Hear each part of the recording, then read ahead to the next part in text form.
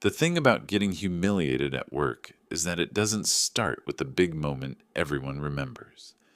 It starts with the small laughs people pretend not to hear. By the time my coworker looked across the conference table, tilted her head, and said, "Still in that low-level desk job?" It wasn't a joke. It was a verdict. And the worst part wasn't what she said. It was that nobody in that room challenged it.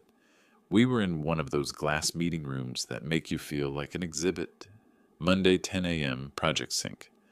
My usual spot was at the end of the table, closest to the cables. If the projector died or the Wi-Fi glitched, everyone looked at me. "ID guy," they'd joke, even though my badge said Operations Analyst. She walked in late, like always. Emma. When I started, she'd sat next to me asking how to pull basic reports.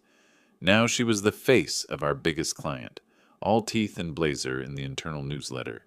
"Sorry, traffic," she said, dropping her notebook next to my laptop like the room had been on pause for her. "Did I miss anything exciting?" I kept my eyes on the screen, running through last week's incident numbers. Downtime, root cause, the workaround I'd written on a Friday night while her Instagram showed cocktails. Our manager, David, cleared his throat. "All right, let's get started. We've got the quarterly review with the client next week, so I want to make sure we're aligned on the story we're telling." The story we're telling. That's what Emma was good at. I was there to make sure the story didn't break under the first question. We went around the table. Sales talked pipeline. Marketing talked positioning. Product promised features we didn't have. When it was my turn, I shared my screen. Performance dashboard, charts, the unglamorous part. "So," David said, "this is where my name saves us." He always said that, like I was a running gag. People chuckled. I walked them through the quarter. Ticket volumes, response times, uptime. How we'd cut average resolution time by 30% without adding headcount. When I finished, David nodded. "Great. This is the kind of stuff that reassures them." Emma leaned back, spinning her pen. "Yeah, it's cute," she said. "He keeps everything running so we can do the real work." There was a small wave of laughter, the kind that starts automatically and dies when people realize they're laughing at someone, not with them. I'd heard versions of that before. Real work. Client-facing. The phrases that push you quietly down a rung. I let it slide like I usually did. David didn't say anything. He just moved on. "Okay, so on the client side," and then Emma pushed it. She tapped her pen on the table, turned fully toward me, and flashed the smile she used on sales calls. "Still in that low-level desk job," she said. People suddenly found very interesting things on their laptops. Something dropped in my chest, then settled into my hands. They didn't shake, but the mouse felt heavier. I looked up, not at her, at David. He didn't meet my eyes. "Let's stay focused," he said, half laughing. "We're all low level to the client. Trust me." There it was. Not the insult, but the answer. They weren't going to step in. Calling it banter was easier than admitting it was a problem. Emma watched me, waiting for the usual reaction. The little self-deprecating grin, the shrug. Instead, I heard myself say, "I'm in the job that makes sure your slides aren't lies." I didn't raise my voice. I just said it and let it sit. A few heads lifted. Someone gave a short, awkward laugh. Emma's smile flickered, then snapped back on. "Relax, I'm just messing with you," she said. "You know I appreciate you." Did I? I nodded once, because arguing there would only prove her point. The meeting crawled to the end. I barely heard the last 15 minutes. When it finally broke up, chairs scraped back and people scattered. Emma lingered by the door, scrolling her phone. David closed his laptop and looked at me. "You know how she is," he said. "She doesn't mean anything by it." I slid my notebook into my bag. "She's your senior account manager," I said. "You sure about that?" He sighed. "Look, she delivers. Clients love her. Just don't take it personally, okay? You're valuable here." Valuable. Like a spare part. "Sure," I said. "Got it." My desk was exactly where it had always been. Second row from the window. across from the printer that jammed twice a week, headset on the monitor, mug with a coffee ring, 2 sticky notes, one with shortcuts, one with something my dad wrote when I got the job. Control what you can control. I sat down, woke the screen, opened a blank note, and typed a single line. If I ever leave this job, it won't be because people like her finally convince me I'm small. I'd treated staying quiet as part of the job. Be easy to work with. Take the late night calls. Fix what's broken. Let other people present it. Results will speak for you, I told myself. That morning made something obvious. Silence wasn't neutral. It was permission. I opened the folder with my documentation. All the process notes, logs, and small fixes I'd written to keep things from falling apart. In email threads, Emma's name appeared constantly, forwarding, delegating, looping my name in. On the actual files, the author line was mine. Looking at that list of quiet work, I realized almost every big win she'd bragged about upstairs sat on top of my effort. Through the glass, I could see her at her desk, headset on, laughing so everyone around could hear. I'm not the guy who flips tables or rage quits. I build systems. I know what happens when one small, unglamorous piece of a machine quietly changes how it works. Sitting there, with that one sentence staring back at me from the screen, I decided to change mine. Not to destroy her or to get even, just to stop being the invisible part that made it so easy for her to look down.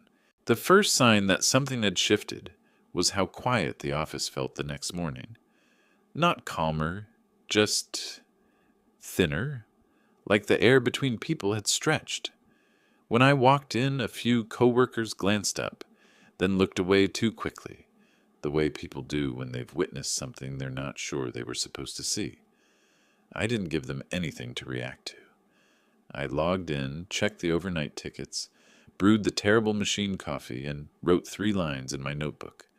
Document, separate, stop covering. Simple, contained, a system. By noon, I already had the first test of that system. Emma hovered behind my chair like she always did when she needed something fixed fast, but didn't want to put it in writing. "Hey," she said casually, tapping the back of my chair. "Do you have a sec? My dashboard isn't pulling the right data again. Could you just—" I turned in my seat. "Open a ticket." Her eyebrows twitched. "Really? It'll take you like a minute." I shook my head. If it's client-facing and tied to reporting, it needs a ticket. A pause. Small, but heavy. She forced a smile. "Sure, whatever works for you." She didn't say the rest out loud. "Who do you think you are?" The ticket came through 2 minutes later. For the first time, she described the issue properly. Not the vague, "stuff broke" she usually sent. I resolved it, commented, attached the log, closed it. And right there was something that small. A crack appeared. That afternoon, during the weekly prep call for the big account, she slipped back into her old rhythm. We were on Zoom, 12 tiny squares, half the team cameras off. She was presenting status updates when she looked sideways at me. The digital version of nudging someone with your elbow. "Can you jump in and explain the boring back-end part?" she said lightly. "You know, your specialty." There it was again, the dig dressed as humor. But this time, I didn't move. "I'll cover my section when we get to it," I said. "You can keep going." A few eyebrows lifted in tiny squares. One of the junior analysts muted his mic too fast, probably to hide a laugh. Her smile thinned. "Okay. Anyway." Something in her tone changed after that. Not louder, just sharper. She knew she couldn't push in the same direction anymore, but she didn't yet know what the new rules were. Later that day, she cornered me near the kitchen. "Are you in some kind of mood?" she asked, arms crossed. "Because if you're still upset about yesterday—" "I'm not upset," I said. "I'm adjusting." "To what?" I let the silence answer. She hated silence more than criticism. The adjustment deepened over the next week. I stopped answering her Slack messages that came without context. If she wanted something urgent, she had to explain what she needed and why. I stopped cleaning up her documentation after she changed something last minute and broke dependencies. I stopped attending optional calls where my only role was to make her sound technical. And each time I stepped back, something else became visible. How often she dropped the ball. How little she understood the systems she spoke so confidently about. How much of her ownership relied on people like me smoothing the edges. But that wasn't revenge. It was alignment. If she wanted to own the spotlight, she could also own the responsibilities that came with it. And then came the meeting that shifted everything. It was Thursday, the day internal audit joined our prep sessions for visibility. Everyone hated audit. They listened more than they spoke, wrote more than they reacted. This time a new auditor joined. Martin, soft-spoken, glasses, early 40s. He introduced himself, saying he was mapping responsibility chains on critical client-impacting workflows. Responsibility chains, exactly where Emma used to absorb credit while deflecting work. Halfway through the meeting, she pulled up a slide showing her workflow. Most of it was mine. Diagrams, routing logic, escalation paths. She'd changed the color palette, nothing else. And here, she said confidently, is the automation we set up to reduce failure points. Martin tilted his head. Who designed that part? She answered too fast. Oh, it was a team effort. His eyes went to the metadata in the corner. Document, author, my name, updated by, my name, last run logs, my system ID. I see, Martin said quietly. Could we hear the technical rationale from the author? Emma blinked. I mean, she gestured vaguely at me. He can explain the nerdy parts. So I did, calmly, thoroughly, without shrinking myself to fit the way she framed me. Martin nodded through the whole explanation. Then he asked her a follow-up question. A simple one, something she should have known if she really owned the process. She froze, not dramatically, just long enough for everyone to realize she had no idea what he was talking about. I stepped in not to save her, but because the team needed clarity. And as I clarified the answer, I noticed something. A few people on the call weren't looking at the slide. They were looking at her, processing, reevaluating. After the meeting, Martin messaged me directly. Could you send me the full documentation package? Yours, not the consolidated version. I sent it, organized, time-stamped, clear. And that small act.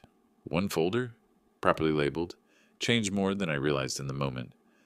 Because the next morning when I walked in, David pulled me aside. Quick heads up, he said. Audit has some questions about workflow ownership. They asked specifically about your role. He paused, studying me. And for what it's worth, I think you should answer honestly, fully. For the first time in years, someone wasn't telling me to let it go. And I didn't know it yet, but the honesty they were asking for, the one I had avoided to keep peace, would cost Emma far more than a joke ever could.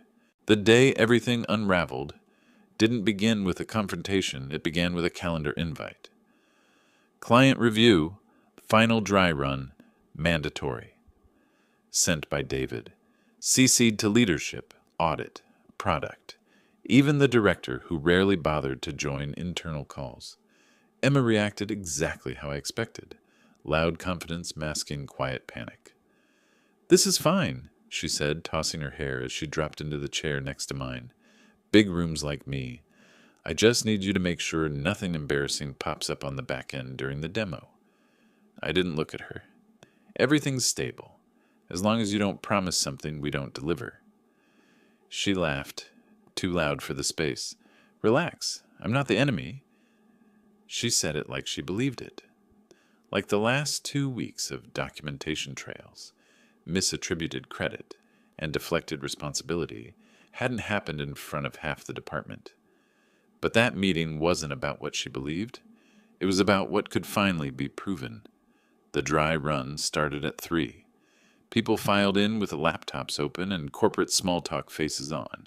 The director sat near the front. The audit team sat along the wall, quiet as shadows.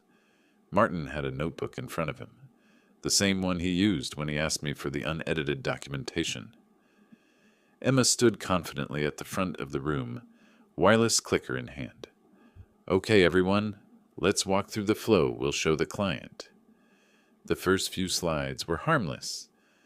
Timelines, revenue numbers, color-coded diagrams. She slipped easily into presentation mode. This was her arena.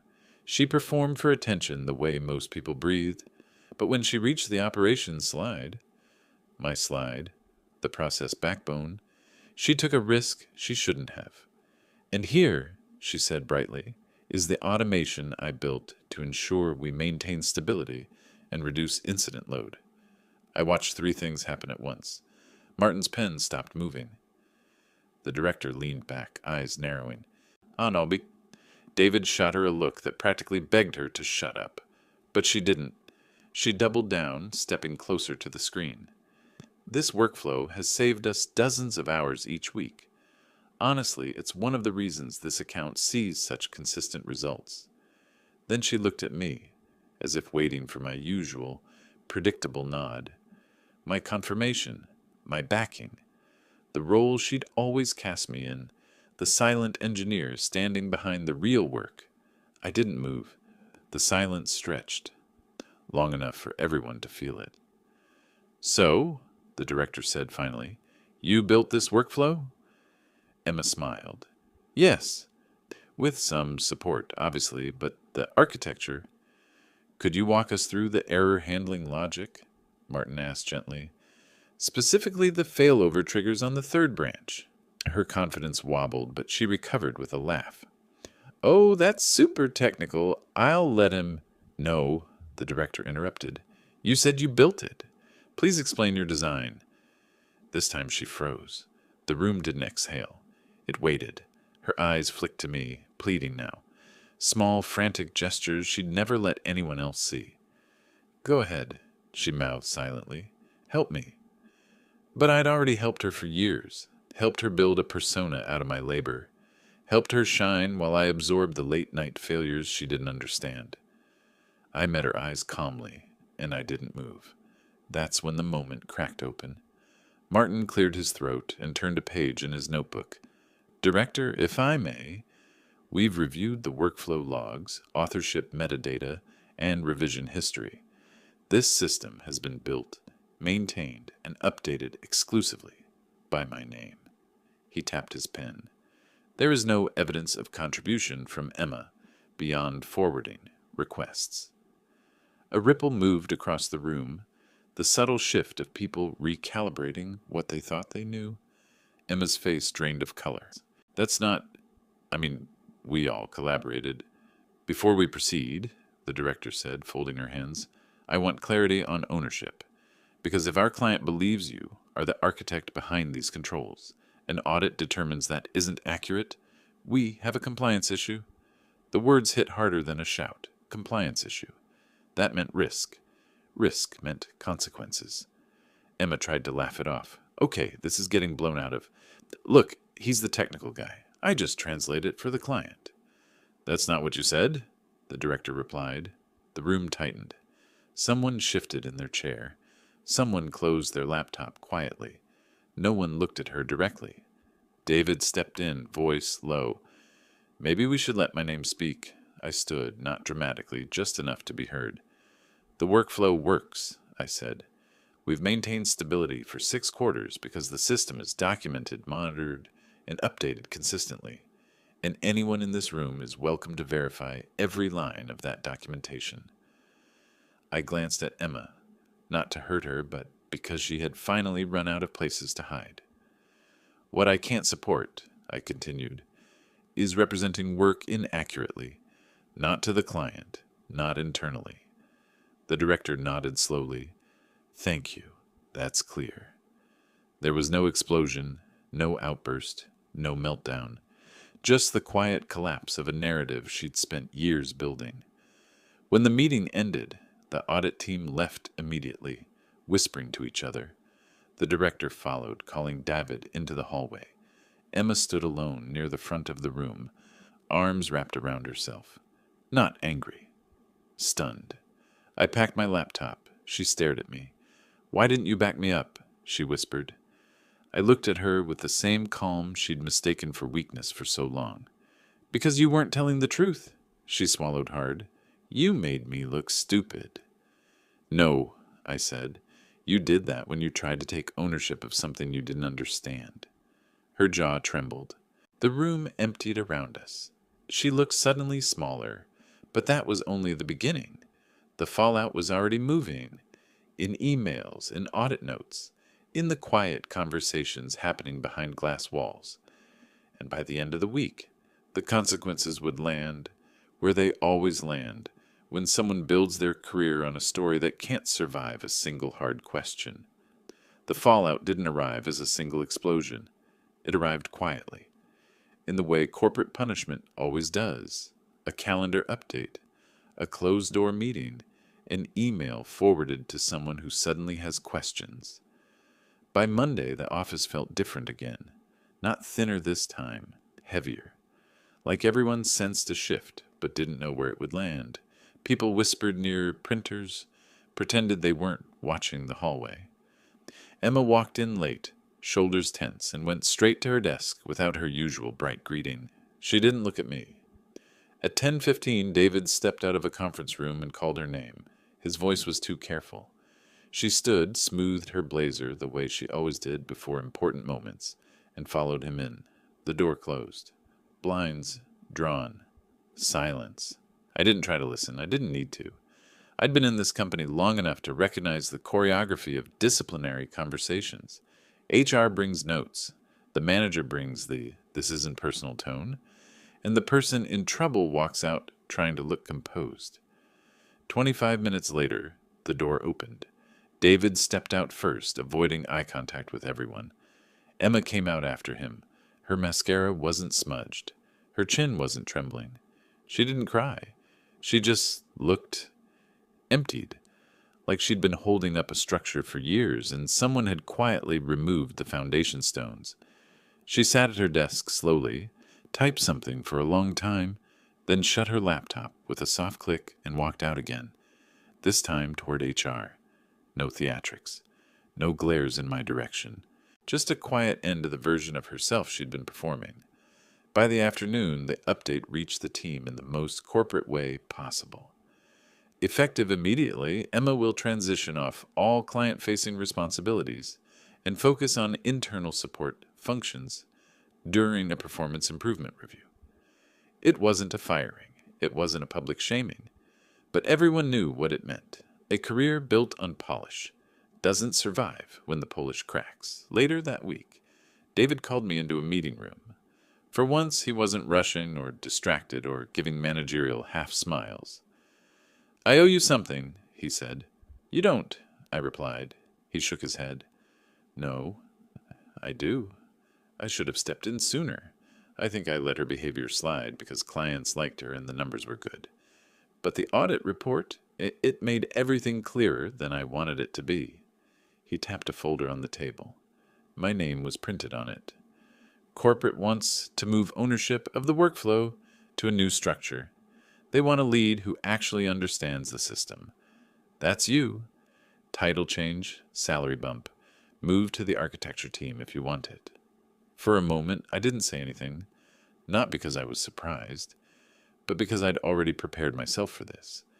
Not the promotion specifically, but the idea that my value didn't come from standing behind someone louder. "Yeah," I said finally. "I want it." He nodded once, relieved. "Good. You deserve it." The next morning, I moved to a different floor.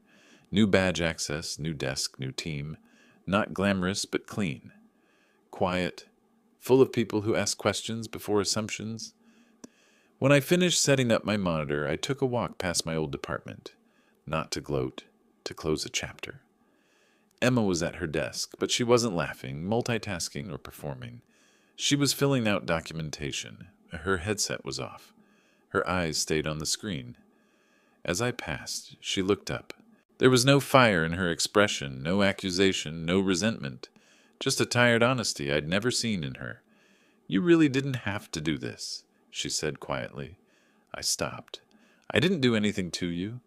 She looked down. I know. That's the problem. Neither of us said more. There was nothing left to add. Consequences weren't revenge. They were just the truth catching up. I walked away. At my new desk, the email from HR came through confirming my role change. Benefits updates, new manager, new responsibilities, new beginning.